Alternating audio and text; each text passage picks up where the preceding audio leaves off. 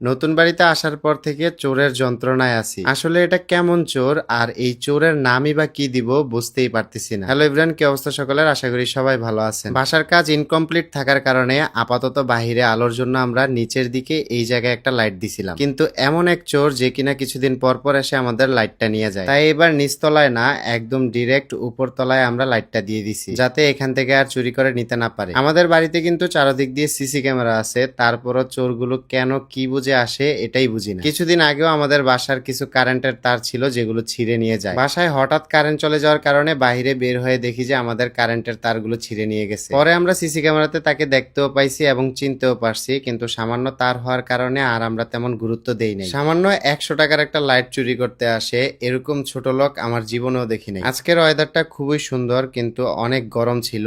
এই গরমের মধ্যেও কিন্তু আমাদের বাড়ির কাজ আর থেমে নেই। বাহিরের প্লাস্টার গুলো যত দেখি ততই মনে একটা অন্যরকম শান্তি কাজ করতেছে। প্লাস্টার গুলোর কারণেই কিন্তু বাহির থেকে বিল্ডিং এর সৌন্দর্যটা ফুটে উঠতেছে। প্রচন্ড গরমের মধ্যে কিন্তু ভাইয়েরা অনেক সুন্দরভাবে সবগুলো কাজ এক এক করে যাচ্ছে। আমাদের বাসায় অবশ্য গরমটা একটু কমই লাগে, কারণ চারিদিকে খোলামেলা হওয়ার কারণে প্রচন্ড বাতাস থাকে। শুরুর দিকে চিন্তা ছিল যে বাহিরের প্লাস্টারটা করব একদম 8 তলা কমপ্লিট হলে তারপর, কিন্তু পরে আমাদের ডিসিশন চেঞ্জ হয়েছে। তৃতীয় তলা এবং চতুর্থ তলা মিলে আমরা ডুপ্লেক্স করব, তাই আগে থেকেই আমরা দ্বিতীয় তলা পর্যন্ত যতটুকু কাজ হয়েছে সম্পূর্ণ কমপ্লিট করে নিচ্ছি। আমি চেষ্টা করতেছি একটু দ্রুত কাজগুলো করার জন্য, এ কারণে লোকও কিন্তু বেশি লাগিয়ে দেওয়া হয়েছে। বিকেলের দিকে সাইফান আবার বাহিরে চলে আসছে তার সেই বিমান নিয়ে, যেটা আকাশে উড়ে। সবাই ঘুরি উড়াচ্ছে আর সে এখন বিমান উড়াবে। আমার ছেলে বলে কথা, সম্পূর্ণ ভিন্ন চিন্তা নিয়ে ঘুরে। সুমায়াকেও বাহিরে নিয়ে আসছি ডিজাইনের মতো বাহিরের কাজগুলো ঠিকঠাক মতো হচ্ছে কিনা দেখার জন্য। সেও বাহিরের এই ডিজাইন এবং প্লাস্টারের ফিনিশিং দেখে খুবই খুশি। এই পুরো বাড়িটাতে আমাদের অনেক কষ্ট